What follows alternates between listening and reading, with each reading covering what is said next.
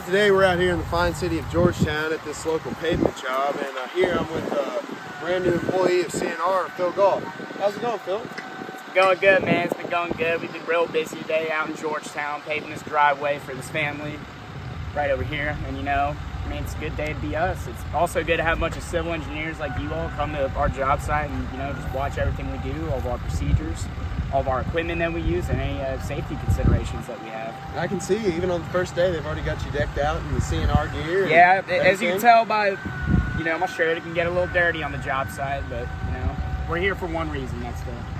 That's right. So we appreciate you having us out today. Yeah, no problem. Thanks for coming. We arrived at the site at 1 o'clock in the afternoon on October 25th when CNR was in the process of paving a driveway. We observed 9 CNR employees in 2 15-minute intervals and took note of what they were doing on an observation worksheet. The different types of equipment that we observed during the process of paving was a dump truck, a paver screed attached to the back of the dump truck, and a steel-wheeled roller. Other minor tools that were used were shovels, handheld screeds, and a water hose.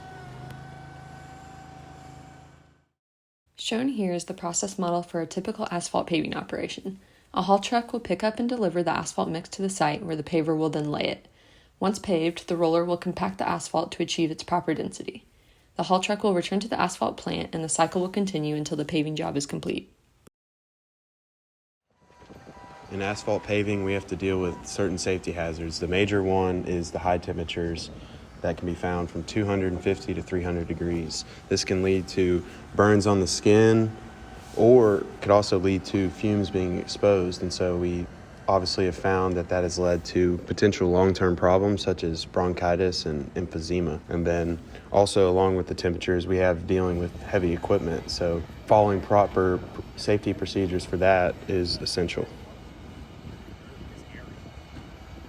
With these safety hazards comes proper safety mitigation techniques, and the number one thing is just wearing proper PPE at all times.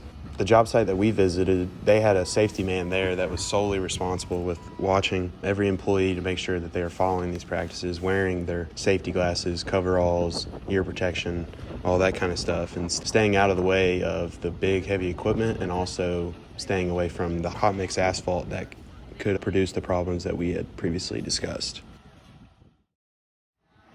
The different uses of porous asphalt and warm mix asphalt. For example, when it rains, you're going to want to use porous asphalt to reduce flood risk and improve water quality.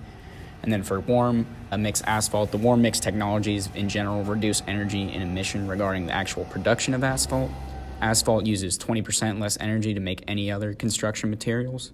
Recycling asphalt saves taxpayers $2.2 billion annually.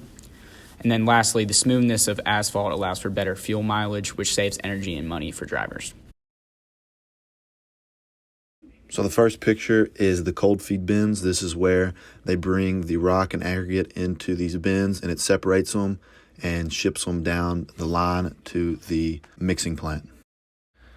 The next part is the hot mixer itself. This is where the aggregate is dried and the gases and the steam goes into the baghouse, which captures all the gas and the dust. And the rock is then poured on with the asphalt mix, heated up, and then shipped down the drag.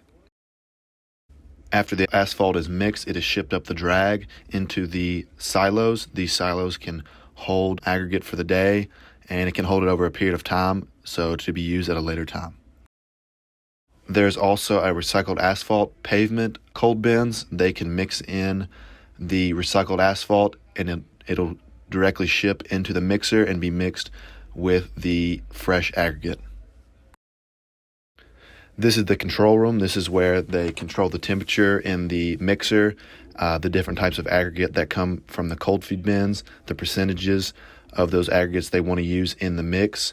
This is how they control how much weight is in each silo, what is in each silo, how much gas they're using to make the mix. Everything that goes on in the plant is controlled from here. These are the relevant standards and specifications regarding asphalt paving, and these are all from ASTM. The following standards are used for more so the actual manufacturing of the asphalt itself. Which standard you follow will depend on several factors like the weather conditions, the overall time frame of the project, or even specific specifications of the project, whether it be a residential project, a commercial project, or even the size of the driveway of the road that you're doing on your project. So on to typical errors and rework. Some typical errors: poor compaction of surface material during the installation process, inadequate curing after pavement installation, so you're not letting the asphalt harden and cure before driving or using it, improper grading, and lack of repair and maintenance. Some rework techniques: pothole repair.